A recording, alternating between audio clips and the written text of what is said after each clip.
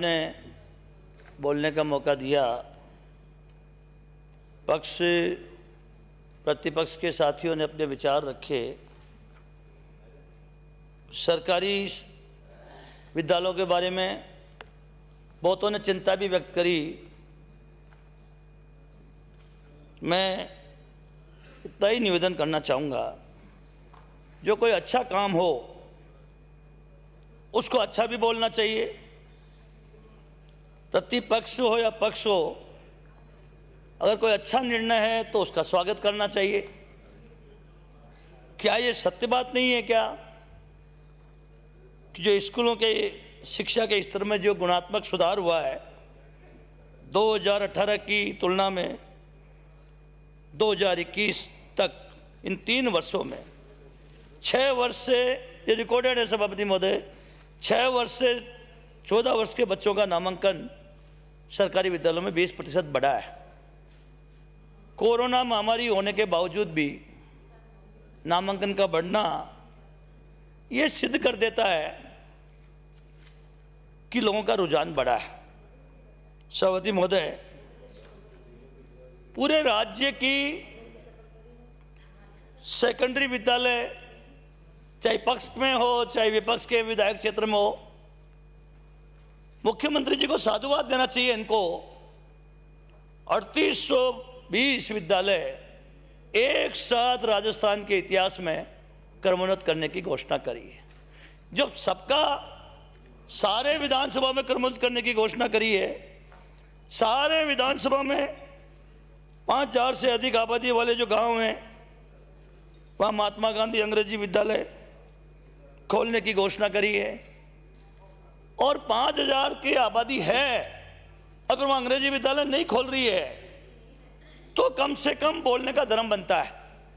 लेकिन जब सरकार समानता का व्यवहार करे राजस्थान में, फिर हम कमी निकालें तो उसमें आनंद नहीं आता है। सभापति महोदय, इसी तरह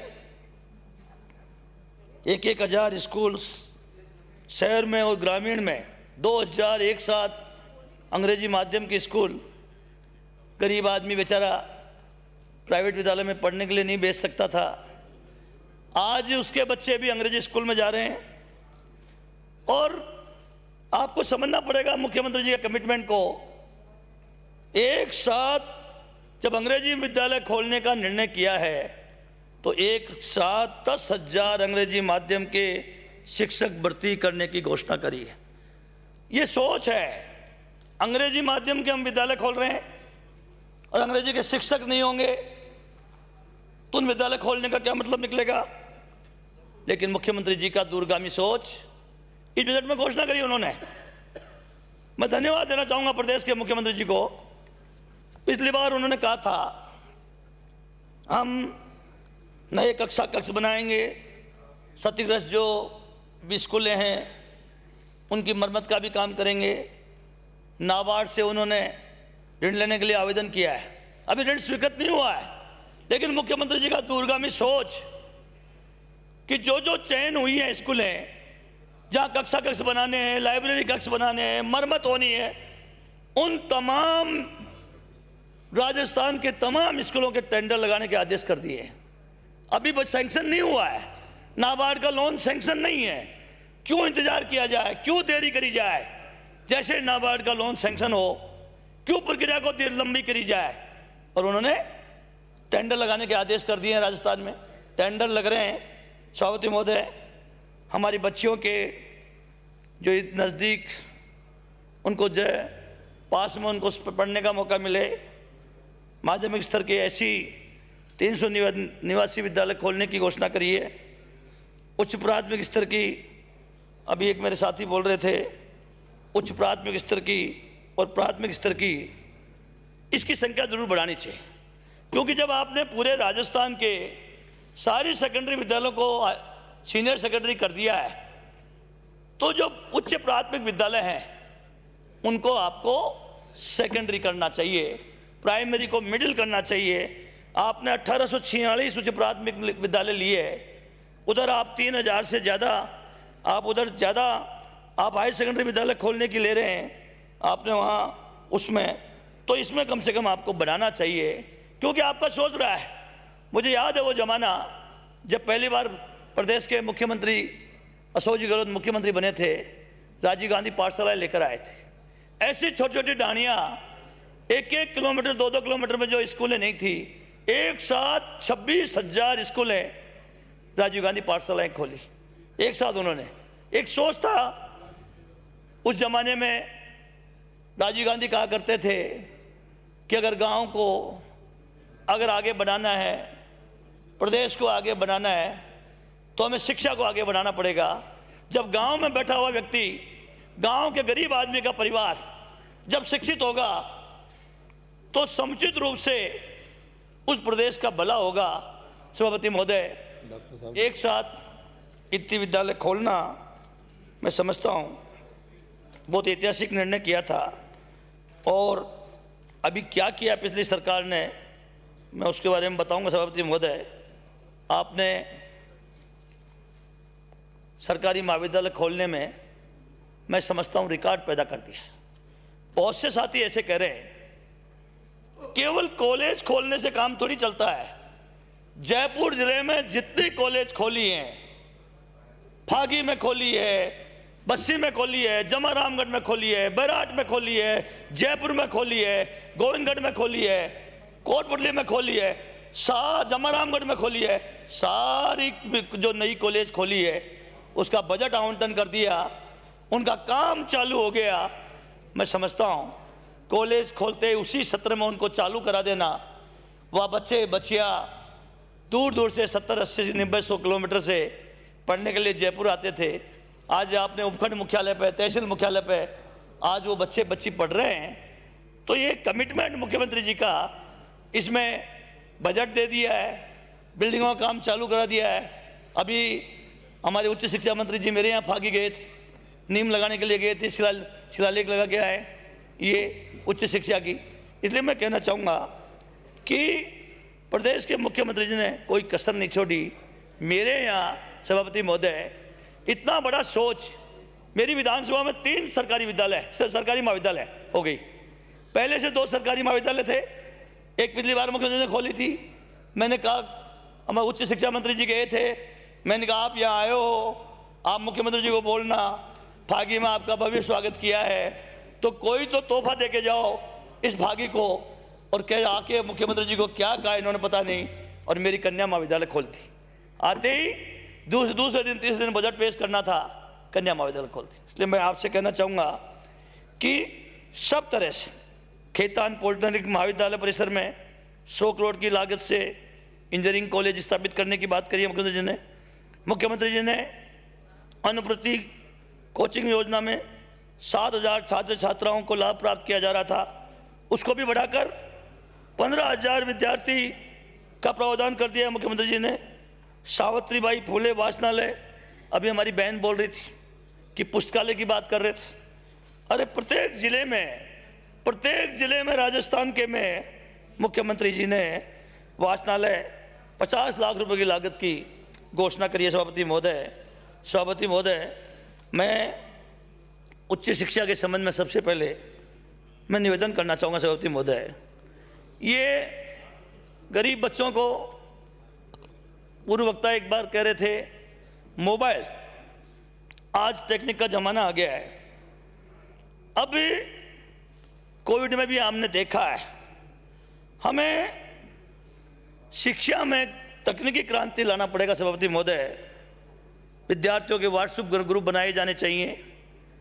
मैं तो कहना चाहूँगा ट्यूब चैनल महाविद्यालय बाहर बनाए गए जाएं, शिक्षकों के लेक्चर उसमें अपलोड करें, और बच्चों को छात्रवृत्ति मिलती है, चाहे छात्रवृत्ति की राशि से काट ली जाए, बच्चों को मोबाइल भी उपलब्ध कराई जाए, जो आधुनिक जो वर्तमान की जो टेक्निक है बच्चे उसका लाभ ले सके। सभापति महोदय, इसी तरह मैं तो कहना चाहूँगा उच्च शिक्षा पर मंत्री जी बैठे हैं, आपको उच्च शिक्षा का टीवी चैनल, एक राजस्थान में टीवी चैनल के माध्यम से गांव डाणी तक एक अलग से उच्च शिक्षा का चैनल आपको बनाना चाहिए। सभापति महोदय, गुणवत्ता के संबंध में मैं कहना चाहूँगा सभापति महोदय, गुणवत्ता का जो मूल्यांकन है, तो मंत्री महोदय, उच्च शिक्षा मंत्री महोदय, 4:06 पे ये गुणवत्ता का जो मूल्यांकन का जो कार्य है, ये पूरे देश में नेक राष्ट्रीय मूल्यांकन एवं प्रत्यायन परिषद करती है, national assessment and accreditation council. और आपको इसमें ध्यान देना चाहिए राजस्थान में, और नए गुणवत्ता के आधार पर महाविद्यालय को ग्रेड प्रदान करनी चाहिए, आपको महाविद्यालयों को ग्रेड प्रदान करनी चाहिए। और राजस्थान में हमारे यहाँ जो सरकारी महाविद्यालय है सभापति महोदय, बहुत कम सरकारी महाविद्यालय हैं जिनको ग्रेड मिला हुआ है।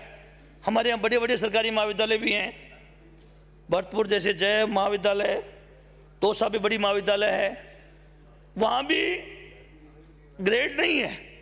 इसलिए मैं कहना चाहूँगा आपको राज्य स्तर पर सभापति महोदय उच्च शिक्षा विभाग के अधिकारी और विशेषज्ञों को लेकर एक समिति बनानी चाहिए, और समिति बनाकर कॉलेजों में संसाधन प्रदान कर नेक की ग्रेडिंग हेतु प्रयास करना चाहिए। नेक की जब ग्रेडिंग होगी तो हमें केंद्र सरकार से भी सहायता मिलेगी, ऐसे ही रूसा से अनुदान मिलेगा। रूसा से अनुदान किसको मिलता है? 2 करोड़ रुपए तक का एक विद्यालय को रूसा से अनुदान मिलता है, लेकिन उसके लिए जरूरी है नेक की B+ ग्रेड होना आवश्यक।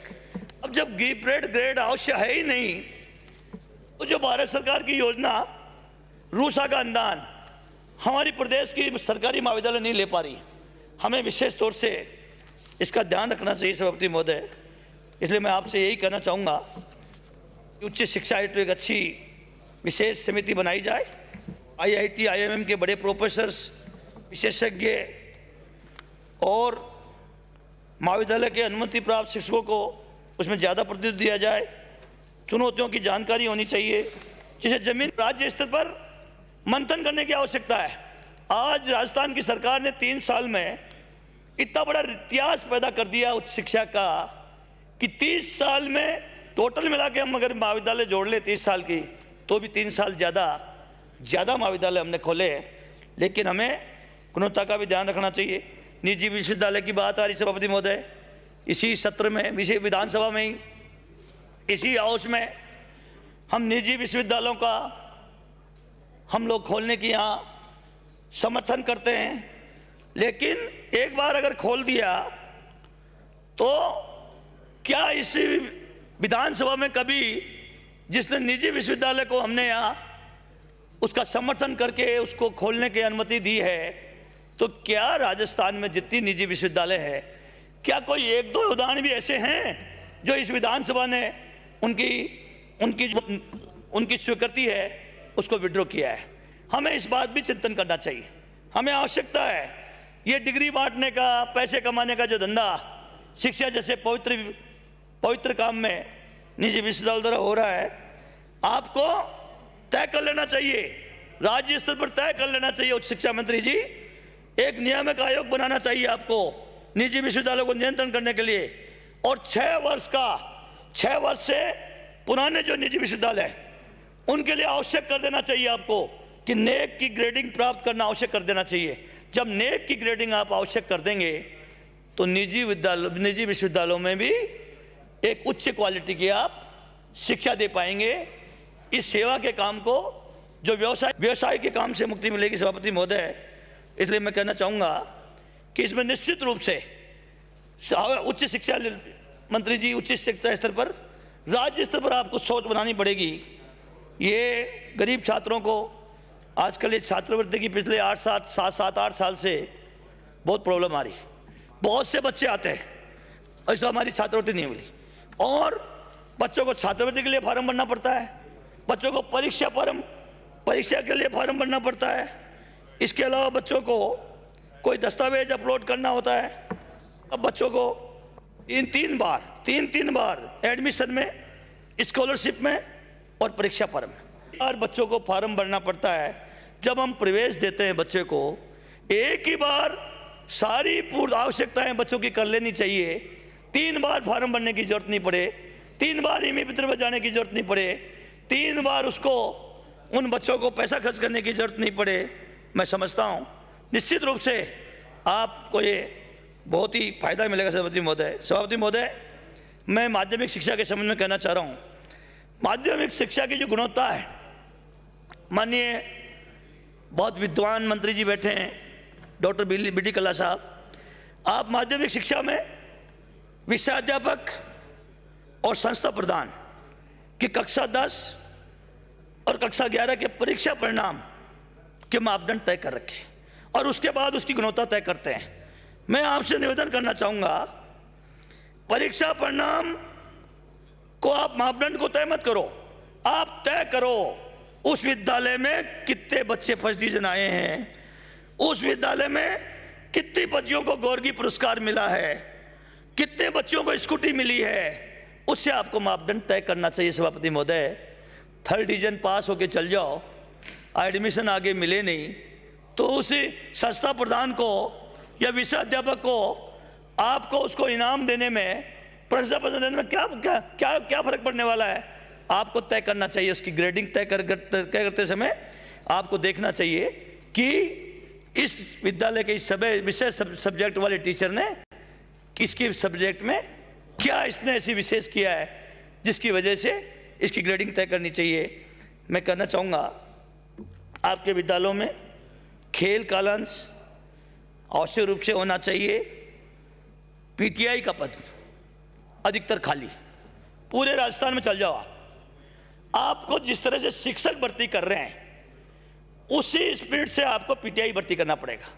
कितना ही बढ़िया इंटेलिजेंट आदमी हो, कितना ही बुद्धिमान व्यक्ति हो, वो स्वस्थ नहीं है, चारपाई पे पड़ा है, वो अपनी ऊर्जा को देश के लिए नहीं दे सकता है, प्रदेश के लिए नहीं दे सकता है। आपके पास शारीरिक शिक्षक होगा, बच्चों को व्यायाम करवाएगा, बच्चों को योगा करवाएगा, बच्चों का स्वस्थ रखेगा। जब स्वस्थ रखेगा तो मैं समझता हूँ हमारे प्रदेश और देश की ओर सेवा करेगा निश्चित रूप से। सभापति महोदय, इसलिए सभापति महोदय, ये बालिकाओं के संबंध में माननीय मुख्यमंत्री जी ने जो उड़ान बहुत ऐतिहासिक योजना लेकर आए, आधी जनसंख्या महिलाओं की, काबिले तारीफ, जितने इसकी तारीफ करी जाए, उनको स्वस्थ रखने का, उनको बीमारी से बचाने का इतनी बड़ी योजना लेकर आए हैं। लेकिन इस योजना को कामयाब बनाने के लिए भी आपको तंत्र खड़ा करना पड़ेगा। सभापति महोदय, शिक्षा मंत्री महोदय, केवल योजना लागू करने से, स्कूलों में बांटने से इस उड़ान योजना का इतना बड़ा फायदा नहीं मिलेगा। आपको ऐसी कार्य योजना बनानी चाहिए, चाहे ग्राम पंचायत लेवल पर तय कर देना चाहिए, किसी को जिम्मेदारी तय कर देनी चाहिए कि उसी संबंधित ग्राम पंचायत में, संबंधित विद्यालय में जो बच्चियां पढ़ती हैं उसके अलावा भी इसका लाभ मिलना चाहिए। इसमें भी सभापति महोदय आपको प्रयास करना चाहिए। इस तरह सभापति महोदय, ये गाँव में कहीं भी स्कूल हो, 9वीं से 12वीं प्रत्येक स्कूल, ये सभापति महोदय भाषा है, जो भाषा का जो विकास, चाहे हिंदी भाषा हो, चाहे इंग्लिश लैंग्वेज हो, संस्कृत भाषा हो, उर्दू भाषा हो, इसके लिए आपको कॉन्फ्रेंस करनी, खुले सत्र आयोजित करने चाहिए। राज्य स्तर पर, जिला स्तर पर खुले सत्र आयोजित करने चाहिए। मैं समझता हूँ उससे निश्चित रूप से आपको फायदा पड़ेगा। आपने जो व्याख्याता के पद आपने सृजित करे हैं, बहुत व्याख्याता भर्ती करें आप, फिर भी अभी विषय के जो अध्यापक हैं इसमें भारी कमी है। जब सब्जेक्ट पढ़ाने वाला ही नहीं है तो उसका फ़ायदा क्या है? आपने सब्जेक्ट भी खोल दिया। और मैं तो कहना चाहूँगा सभापति महोदय, चाहे विज्ञान और कृषि, आज हमारा देश 70% लोग कृषि पर निर्भर कर रहे हैं, उन तो आपको आवश्यक रूप से अनिवार्य विषय कर देना चाहिए। आपको माध्यमिक शिक्षा में कृषि का और साइंस का अनिवार्य विषय कर देना चाहिए। हर विद्यालय में कृषि और विज्ञान होना चाहिए। जब कृषि का ज्ञान होगा तो नौकरी भी नहीं मिलेगी। पढ़ा लिखा अगर कृषि भी करता है तो बहुत ढंग से कृषि करता है, और उसको पहले ही अगर उसके बारे में नॉलेज हो जाता है तो मैं समझता हूँ निश्चित रूप से। इसी तरह आपने खेल विद्यालय ब्लॉक स्तर पर करवाए थे आपने पद भी स्वीकृत किए थे, सीबीओ के भी पद पर स्वीकृत किए, लेकिन बहुत से खाली हैं, अभी भी बहुत खाली हैं। एक मैं प्रार्थना करना चाहूँगा सभापति महोदय, 3-3, 4-4 किलोमीटर पर जो हमारे बाप ने बागरिया समाज, भील समाज, बंजारे समाज, गरीब समाज के जो ढाणियाँ थी, पता नहीं पिछली सरकार में क्या दुश्मनी थी इन गरीबों से, कि इन दलितों के बच्चों से क्या दुश्मनी थी, क्या इनको परेशानी थी। एकीकरण के नाम पर सभापति महोदय राजस्थान में हजारों स्कूल बंद कर दी सभापति महोदय। इन 3 साल में मारपीट करके, धक्का धक्की खा के, जोर से बोल के, धीरे बोल के, कोई मुश्किल से 15-20 स्कूलों को हम चालू करा पाए हैं। सभापति महोदय, मेरी विधानसभा में दूदू ब्लॉक की बात कर रहा हूँ। मेरे अकेले दूदू विधानसभा में अकेले दूदू ब्लॉक में सभापति महोदय 67 ऐसी विद्यालय बंद कर दी है, ऐसी विद्यालय बंद कर दी है जो 2-2, 3-3 किलोमीटर तक, जहाँ कोई विद्यालय नहीं है, कोई बेचारे बागरियों के, बंजारों के, भीलों के, जहाँ एससी के, दलित समाज के, जहाँ ये बच्चे पढ़ते थे, आज वो स्कूलें बंद हो गई। पता नहीं इनको क्या मिला शिक्षा की बात करने वालों को। अरे कोई दुश्मनाई निकाल ली थी तो मोटे स्कूलों से निकालते, जो व्यवसाय चलाते हैं, सेवा का काम नहीं करते हैं, जो बेचारे गरीब बच्चे 2.5, 3-3 किलोमीटर में मैंने कुछ लिख। और ये जो 15-20 स्कूल है सभापति महोदय, जो क्रमोन्नत भी हुई ना, पता नहीं शिक्षा विभाग ने कौन सी कमेटी बनाई थी हमारे ही सरकार में, मेरे तो यही समझ में नहीं आया।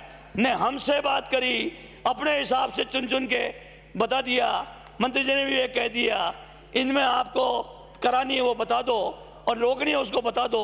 अरे रोकने का काम कैसे होगा?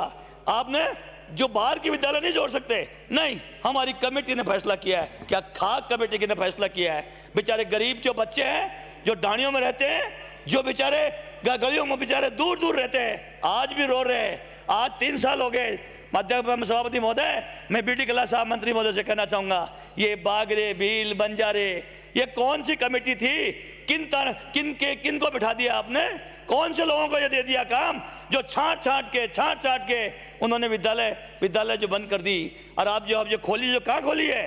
ये कस्बे में ये खोल दी थी, ऑलरेडी पहले स्कूल चल रही है, उसको और चालू कर दी है।